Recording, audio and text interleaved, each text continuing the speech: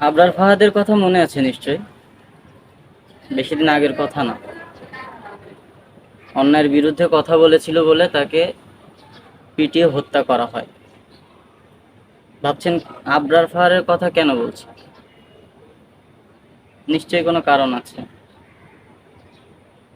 হয়তো প্রেক্ষাপটটা আলাদা, ঘটনাটা আলাদা। আবরার ফাহাদকে মারার সময় পানি চেয়েছিল, কিন্তু তাকে পানি দেওয়া হয়নি। আর আমরা উদার মন মানসিকতার মানুষ, তাই ভাত খাইয়ে তোফাজ্জল হোসেনকে 2 দফায় পিটিয়ে হত্যা করেছি। আমরা স্বাধীন, আমরা স্বাধীনতা কীভাবে রক্ষা করতে হয় শিখে গেছি, আমরা মানবতা দেখিয়েছি। আমরা এতই স্বাধীন যে আমরা আইন নিজের হাতে নিতে শিখে গেছি। আমাদের এতটুকু ধৈর্য এখন নেই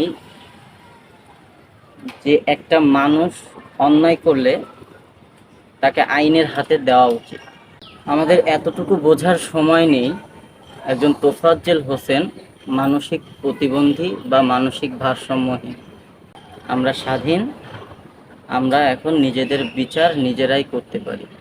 দিন শেষে একটা প্রশ্নই মনের ভিতরে জাগে, আবরারকে যারা পিটিয়ে হত্যা করেছিল তাদের ভিতর আর আমাদের ভিতর পার্থক্য আসলে কোথায়? আবরার পানি চেয়ে পায়নি, আর আমরা মানবতার ফেরিওয়ালা হয়ে ভাত খাইয়ে একজন ভারসাম্যহীন মানুষকে পিটিয়ে হত্যা করেছি।